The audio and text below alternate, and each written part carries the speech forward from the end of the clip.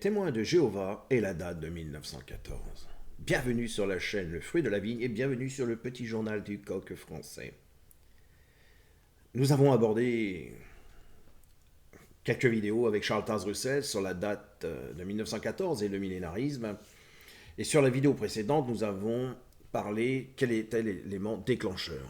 Eh bien, cet élément déclencheur, nous le retrouvons ici. Il s'agit du conflit qui a lieu le 28 juin 1914, lorsqu'un jeune nationaliste serbe, Gavrio, parvient à assassiner le couple héritier du trône austro-hongrois, le prince François Ferdinand d'Autriche et son épouse à Sarajevo.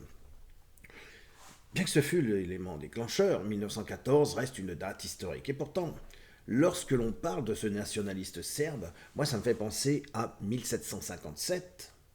Alors que Louis XV sort du château, un homme se précipite et lui porte un coup au flanc. Il s'appelle Robert François Damiens.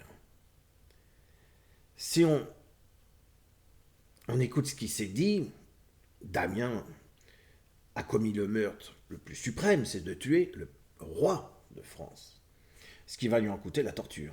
Et ça, vous imaginez bien qu'à l'époque, ça ne plaisantait pas. Ils n'étaient pas gâtés comme aujourd'hui dans les prisons. Eh bien, François Damiens, on l'a découvert avec Marion Sigaud, dans ses ouvrages excellents d'ailleurs, qu'il a été manipulé. Manipulé à un point d'aller tuer le roi Louis XV. Eh bien, je me suis posé cette même question s'il n'y avait pas eu ce genre de manipulation sur ce nationaliste serbe. Bon, comme nous l'avons dit, Charles Taze Russell, lui, de toute manière, prévoyait un changement qui s'est terminé en 1914.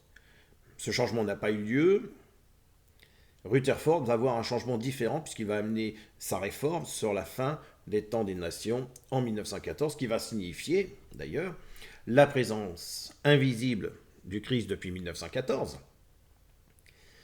l'intronisation du Christ au ciel comme roi, l'expiration du bail de domination des nations, la précipitation du diable sur la terre, l'établissement du royaume de Dieu dans les cieux et non sur la terre, comme le prévoyait Russell. Puis le début d'une détresse sans précédent et non sans sa fin, et le début de la fin des temps. Sérieusement, est-ce que Jéhovah a-t-il préconisé une monarchie? Ou est-ce que Jéhovah a-t-il préconisé une république avec une démocratie, voire représentative, une démocratie qu'on pourrait retrouver dans le millénarisme de la vision de Charles Taze Russell, puisqu'il voit une grande république à des citoyens du monde. Et d'ailleurs qu'on pourrait retrouver également dans la franc-maçonnerie. Donc la précipitation du diable sur la terre, bien qu'il n'ait jamais été loin, puisqu'il rôde comme un lion, prêt à dévorer sa proie, on voit que une démocratie va se mettre en place. Donc la filiation morale entre la franc-maçonnerie et la République reste encore à déterminer. Mais, comme on le sait, Émilie Littré, le disciple le plus célèbre d'Auguste Comte, qui adhéra en 1875 et que Jules Ferry a été initié lors de la même cérémonie, témoigne du resserrement des liens entre la franc-maçonnerie, le positivisme et la République libérale.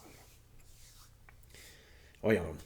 Les États-Unis, par exemple, sont signataires de la Déclaration universelle des droits de l'homme, adoptée le 10 décembre 1948 par l'ONU. Si on regarde la définition, le terme démocratie, combinaison, territoire et partagé, on va dire, territoire partagé avec les peuples, en tant qu'ensemble de tous les citoyens de la cité, désigne à l'origine un régime politique pour lequel les citoyens ont le pouvoir. Elle peut aussi désigner ou qualifier plus largement une forme de société, la manière de se gouverner qu'adopte une organisation ou encore un système de valeurs. Ça, on y reviendra avec la franc-maçonnerie. Un système de valeurs. Ok. Moi, je pensais que la démocratie, je pensais que les citoyens du monde, je pensais que la déclaration des droits de l'homme était contenue dans ce genre de livre. Eh oui, je pensais que c'était ici que je pouvais retrouver Dieu qui parle aux hommes par l'intermédiaire des prophètes. Hein? Eh oui. Je pensais que c'était là. Mais bon, apparemment, ce sont les hommes qui décident. Lorsque Jésus dit tout pouvoir m'a été donné, il parle de celui de son Père, encore une fois, en qui il place l'autorité qui lui a été octroyée.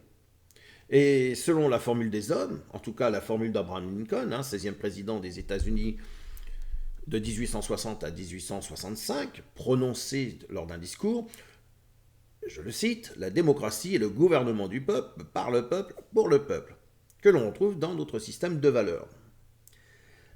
À qui appartient la souveraineté en France selon la Constitution? Dernière modification du 7 juillet 2018, la Constitution, je cite, définit les principes fondamentaux de la souveraineté nationale dès son titre premier, ce qui en souligne l'importance. Elle dispose que la souveraineté nationale appartient au peuple, qui l'exerce par ses représentants et par la voie du référendum.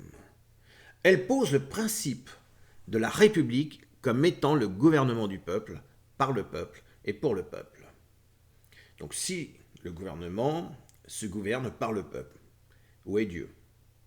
Dieu, c'est l'homme nouveau. Bien que Satan avait dit nous serons comme des dieux, donc libres de choisir, et oui, soit on est libre de choisir le chef suprême qui serait Satan, ou libre de choisir Dieu. Donc certains préfèrent ni servir Satan apparemment, ni servir Dieu, mais se servir eux-mêmes. Mais ça, c'est fortement impossible pour celui qui est croyant. Toutefois, qui va nous diriger si ce n'est l'argent? Eh oui. Et qui détient cet argent? Jésus dit, on ne peut servir deux maîtres à la fois. Mais alors, comment l'argent peut-il devenir le maître de l'homme? Est-ce la faute de notre banquier? Est-ce que notre banquier nous encourage à faire des crédits? N'est-ce pas l'argent qui arme les pays ou les appauvrit? N'est-ce pas ce même argent qui nourrit notre désir? Ce même argent qui nous nourrit lorsqu'on a faim? N'est-ce pas ce même argent qui occupe nos pensées jour et nuit? Eh oui. N'est-ce pas ce même argent pour lequel nous nous rendons esclaves? Celui qui produit pour lui-même est libre. Effectivement. Mais dès qu'il commence à donner, par exemple, de son surplus, c'est bien. Je veux dire, moi, j'ai plein de pommes, je ne sais pas trop quoi en faire, je vais les donner à mon voisin. Lui, il a des fraises, il va me donner des fraises ou des cerises. On partage de ce qu'on a gagné, de ce qu'on a produit. On produit normalement, s'il y a un surplus, on peut le donner. Mais je décide non pas de le donner, de le vendre pour améliorer ma condition de vie. Donc forcément, je veux améliorer cette condition de vie, je vais donner ce que j'ai en surplus de ma production. Et puis comme j'ai vu que j'ai gagné de l'argent et que j'ai amélioré ma condition de vie, je vais encore travailler plus. Je vais encore mieux produire, encore plus produire pour encore gagner plus d'argent. Et là, je suis rentré comme auto-esclave de ma production. Donc c'est moi qui deviens à ce moment-là le produit. Je ne vends plus, je ne donne plus des produits, je vends des produits, je deviens le produit de ces produits. Eh oui. Donc, on devient soi-même notre propre esclave. Comme disait Étienne de la Boétie, on oublie aujourd'hui ce qu'est la liberté. Donc, étant donné qu'on devient, sans le savoir, pour certains, le produit de notre produit, je vais vous donner un exemple sur un auto-entrepreneur. Une personne décide de se mettre à son compte. Pour produire, il va devoir produire et se mettre en compétitivité avec les autres. Du coup, il va être obligé d'abaisser les prix de vente pour pouvoir entrer en compétitivité, mais lorsqu'il baisse les prix, forcément, il va devoir produire plus pour pouvoir regagner sa marge. Donc comme il produit plus, il faut qu'il tienne compte de ses appareils. Parce que mes appareils sont trop vieux, il faut que je les change. Est-ce que mes appareils sont suffisamment supportés que j'augmente le régime? Est-ce qu'il faut que je les améliore encore? Et ceci, si je vais beaucoup plus vite, si je augmente encore le régime de mes machines, il me faut plus de personnes pour travailler, tant que je n'ai pas des machines électroniques ou automatiques. Hein. Du coup, il va me falloir plus de personnes. Donc il va falloir aussi que je paye moins cher ces personnes. Donc il faut que je me débrouille d'avoir des ouvriers qui me coûtent moins cher. C'est-à-dire d'en avoir deux pour le prix d'avoir deux ouvriers pour le prix d'un. De manière que je rentre dans les marges. Et une fois que je vais produire, à un moment donné, on arrive à un taux de production qui est énorme, il y en a trop, et tout ça, ça se termine dans les marchés militaires. Boum, boum, boum, le capitalisme, tout ça. Première guerre mondiale, deuxième guerre mondiale, on met des guerres, on vend nos armes défectueuses dans des pays, etc. Il faut faire de la vente, l'argent, et puis après, c'est les guerres. Et après, on recommence tout. Et ben oui, première guerre, deuxième guerre. Donc, voyez-vous, c'est comme ça que ça fonctionne. C'est nous. Il faut arrêter d'accuser toujours les autres à ce moment-là et de dire oui mais c'est la faute. On me montre des belles voitures, on me montre des belles choses et moi ça m'attire, j'ai le désir de vouloir ça, ça, ça. Non mais vous n'êtes pas obligé de l'acheter. Vous gagnez votre argent, vous devez y faire attention. Par exemple, je profite puisque là on est le 25 décembre, moi j'ai fait un Noël jaune comme je l'avais dit, c'est-à-dire que j'ai fait quelque chose de minimum. Mais j'ai pas été. Je suis content parce qu'aujourd'hui, étant le 25 décembre, je n'ai pas participé à la souffrance animale, je n'ai pas participé à l'achat de jouets, de tout ce qui est Walt Disney et compagnie, j'ai pas dépensé mon argent là-dedans. Ce qui fait que bah, je suis content de moi, j'ai fait quelque chose qui est bien. Après, ceux qui dépensent, et qui vont dire qu'après ils n'ont plus de sous pour continuer à dépenser, ça reste leur problème. Donc bon, là, ce qu'on voit, c'est qu'aujourd'hui,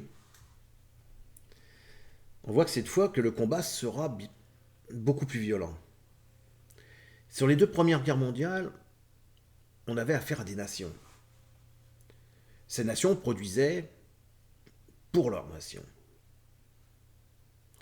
Surtout pour produire, lorsqu'on fait une guerre, il faut de la production, il faut du fer, il faut faire des pneus, il faut mettre de l'essence, il faut tout ça.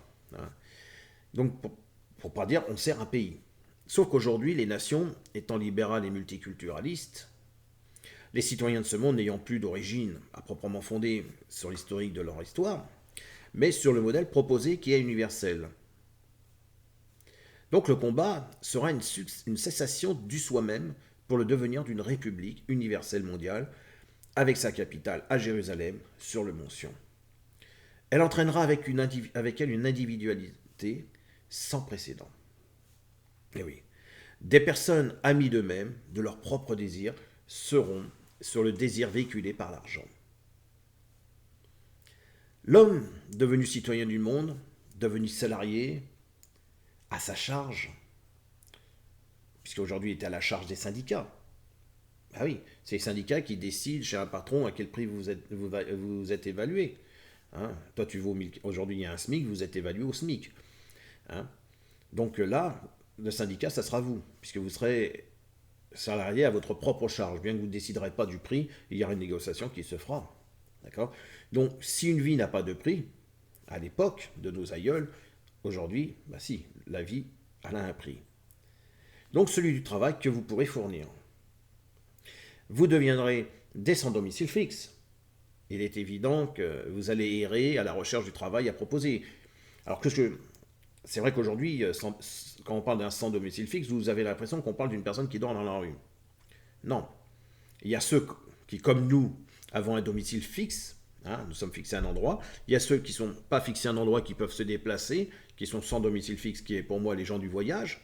Et il y a ceux qui dorment dans la rue, qui eux sont sans aucun domicile, et qui peuvent trouver des structures d'accueil. Mais c'est pas parce qu'on trouve des structures d'accueil qu'on dit qu'ils sont SDF. Non, ils sont SAD, sans aucun domicile. Donc, eh bien nous, on se déplacera comme les gens du voyage, puisque les terres sur lesquelles vous êtes posés aujourd'hui ne vous appartiendront plus, mes amis. Et non, la France, comme tous les pays, seront des motels. Et oui, vous serez rien. D'accord? Compris ça? Donc vous échangerez votre force et votre savoir pour l'argent fictif, appelé la mondialisation. C'est dans cette structure que l'on va. Eh oui. On aura l'exemple du fruit dans l'arbre de la jouissance immédiate. Désir du fruit second à celui de l'argent. Votre désir instantané est déjà consumé et remplacé par le désir consommé. Regardez.